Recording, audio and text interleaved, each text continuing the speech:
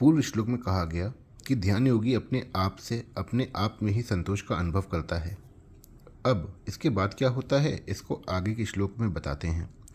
सुख मात्यंतिकम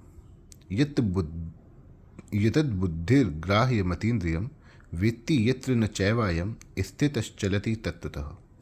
जो सुख आत्यंतिक अतीन्द्रिय और बुद्धिग्राह्य है उस सुख का जिस अवस्था में अनुभव करता है और जिस सुख में स्थित हुआ यह ध्यान योगी तत्व से फिर कभी विचलित नहीं होता।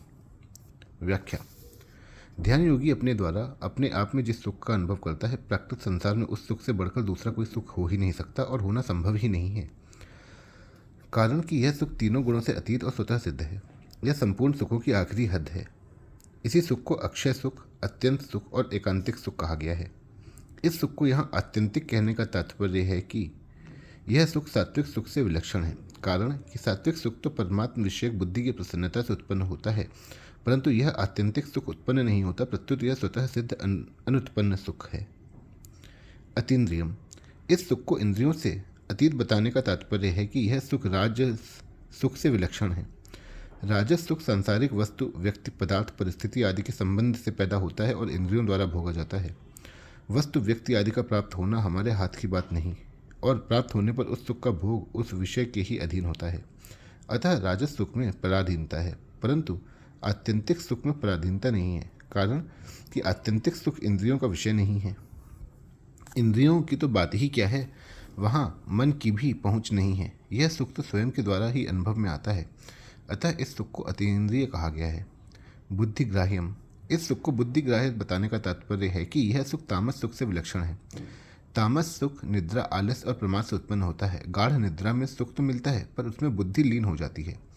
आलस्य और प्रमाद में भी सुख होता है पर उसमें बुद्धि ठीक ठीक जागृत नहीं रहती तथा विवेक शक्ति भी लुप्त हो जाती है। परंतु इस आत्यंतिक सुख में बुद्धि लीन नहीं होती और विवेक शक्ति भी ठीक जागृत रहती है, पर इस आत्यंतिक सुख को बुद्धि पकड़ नहीं सकती, क्योंकि प्रकृति का कार्य बुद्धि प्रकृति से अतीत स्वरूप भूत सुख को पकड़ ही कैसे सकती है।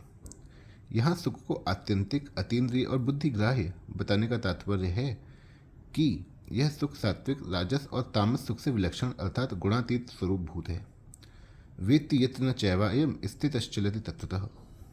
ध्यान योगी अपने द्वारा ही अपने आप के सुख का अनुभव करता है और इस सुख में स्थित हुआ वह कभी किंचन मात्र भी विचलित नहीं होता, अर्थात इस सुख की अखंडता निरंतर स्वतः बनी रहती है। जैसे मुसलमानों ने धोखे से शिवाजी के पुत्र संभाजी को कैद कर लिया और उनसे मुस्लिम धर्म स्वीकार करने के लिए कहा, परंतु जब संभाजी ने उनको स्वीकार नहीं किया तब मुसलमानों ने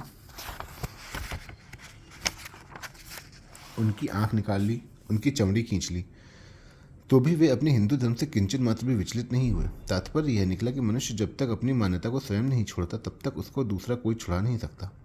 जब अपनी मान्यता को भी कोई छुड़ा नहीं सकता तो फिर जिसको वास्तविक सुख प्राप्त हो गया है उस सुख को कोई कैसे छुड़ा सकता है, और वह स्वयं भी उस सुख से कैसे विचलित हो सकता है, अर्थात नहीं हो सकता। मनुष्य उस वास्तविक सुख से, ज्ञान से, आनंद से कभी चलायमान नहीं होता। इससे सिद्ध होता है कि मनुष्य सात्विक सुख से भी चलायमान होता है, उसका समाधि से भी व्युत्थान होता है, परंतु आत्यंतिक सुख से अर्थात तत्व से वह कभी विचलित और व्युत्थित नहीं होता, क्योंकि उसमें उसकी दूरी, भेद, भिन्नता मिट गई और अब केवल वह ही वह रह गया। अब वह विचलित और व्युत्थित कैसे हो? विचलित और व्युत्थित तभी होता है जब जड़ता का किंचन मात्र भी संबंध रहता है। जब तक जड़ता का संबंध रहता है तब तक वह एक रस नहीं रह सकता, क्योंकि प्रकृति सदा ही क्रियाशील रहती है। परिशिष्ट भाव।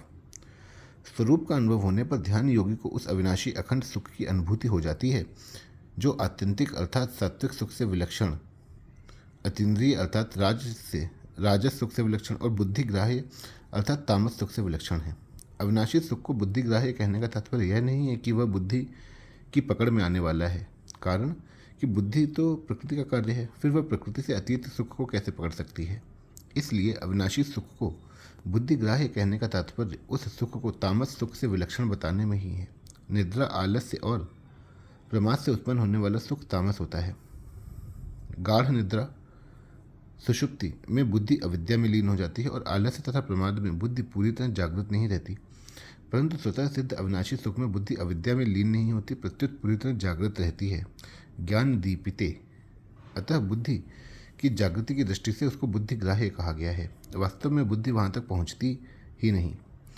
जैसे दर्पण में सूर्य नहीं आता, प्रत्युत सूर्य का बिंब आता है, ऐसे ही बुद्धि में वह अविनाशी सुख नहीं आता, प्रत्युत उस सुख का बिंब आभास आता है।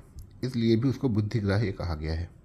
तात्पर्य यह हुआ कि स्वयं का अखंड सुख सात्विक, राजस और तामस सुख से भी अत्यंत विलक्षण अर्थात गुणातीत है।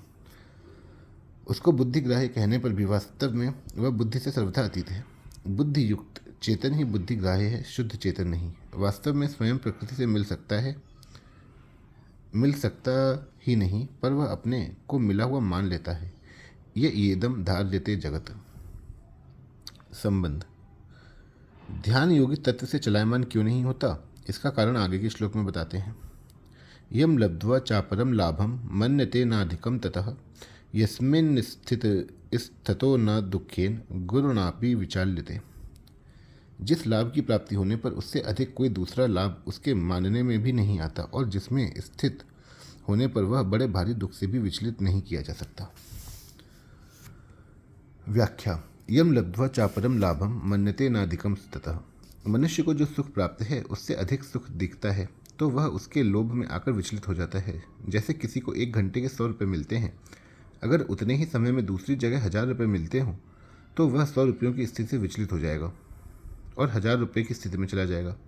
निद्रा, आलस्य और प्रमाद का तामस सुख प्राप्त होने पर भी जब विषयजन्य सुख अच्छा लगता है, उसमें अधिक सुख मालूम देता है, तब मनुष्य तामस सुख को छोड़कर विषयजन्य सुख की तरफ लपक कर चला जाता है। ऐसे ही जब वह विषयजन्य सुख से ऊंचा उठता है तब वह सात्विक सुख के लिए विचलित होता है, और जब सात्विक सुख से भी ऊंचा उठता है तब वह आत्यंतिक सुख के लिए विचलित हो जाता है। परंतु जब आत्यंतिक सुख प्राप्त हो जाता है तो फिर उससे विचलित नहीं होता, क्योंकि आत्यंतिक सुख से बढ़कर दूसरा कोई सुख, कोई लाभ है ही नहीं। आत्यंतिक सुख में सुख की हद हो जाती है। ध्यान योगी को जब ऐसा सुख मिल जाता है तो फिर वह इस सुख से विचलित हो ही कैसे सकता है। यस्मिन् स्थितो न दुखेन गुरुणापि विचाल्यते। विचलित होने का दूसरा कारण है कि लाभ तो अधिक होता है पर साथ में महान दुख हो तो मनुष्य उस लाभ से विचलित हो जाता है। जैसे 1000 रुपये मिलते हों पर साथ में प्राणों का भी खतरा हो तो मनुष्य 1000 रुपयों से विचलित हो जाता है। ऐसे ही मनुष्य जिस किसी स्थिति में स्थित होता है, वहाँ कोई भयंकर आफत आ जाती है तो मनुष्य उस स्थिति को छोड़ देता है। परंतु यहाँ भगवान कहते हैं कि आत्यंतिक सुख में स्थित होने पर योगी बड़े से बड़े दुख से भी विचलित नहीं किया जा सकता। जैसे किसी कारण से उसके शरीर को फांसी दे दी जाए, शरीर के टुकड़े टुकड़े कर दिए जाएं, आपस में भिड़ते 2 पहाड़ों के बीच में शरीर दबकर पिस जाए, जीते जी शरीर की चमड़ी उतारी जाए, शरीर में तरह तरह के छेद किए जाएं, उबलते हुए तेल में शरीर को डाला जाए, इस तरह के गुरुतर महान भयंकर दुखों के एक साथ आने पर भी वह विचलित नहीं होता। वह विचलित क्यों नहीं किया जा सकता? कारण कि जितने भी दुख आते हैं वे सभी प्रकृति के राज्य में अर्थात शरीर, इंद्रियां, मन, बुद्धि में ही आते हैं, जबकि आत्यंतिक सुख स्वरूप बोध प्रकृति से अतीत है। परंतु जब पुरुष प्रकृतिस्थ हो जाता है अर्थात शरीर के साथ तादात्म्य कर लेता है, तब वह प्रकृतिजन्य अनुकूल प्रतिकूल परिस्थिति में अपने को सुखी दुखी मानने लग जाता है। जब वह प्रकृति से संबंध विच्छेद करके अपने स्वरूपभूत सुख का अनुभव कर लेता है, उसमें स्थिर हो जाता है, तो फिर यह प्राकृतिक दुख वहाँ तक पहुँच ही नहीं सकता, उसका स्पर्श ही नहीं कर सकता। इसलिए शरीर में कितनी ही आफत आने पर भी वह अपनी स्थिति से विचलित नहीं किया जा सकता। परिशिष्ट भाव। यह श्लोक सभी साधनों की कसौटी है। कर्म योग, ज्ञान योग, ध्यान योग, भक्ति योग आदि किसी भी साधन से यह कसौटी प्राप्त होनी चाहिए। अपनी स्थिति समझने के लिए यह श्लोक साधक के लिए बहुत उपयोगी है।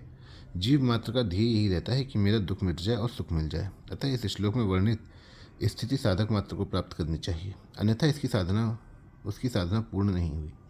साधक बीच में अटक न जाए, अपनी अधूरी स्थिति को ही पूर्ण न मान ले, इसके लिए उसको यह श्लोक सामने रखना चाहिए, जिसमें लाभ का तो अंत नहीं और दुख का लेश भी नहीं। ऐसा दुर्लभ पद मनुष्य मात्र को मिल सकता है, परंतु यह वह भोग और संग्रह में लगकर कितना अनर्थ कर लेता है जिसका कोई पारावार नहीं।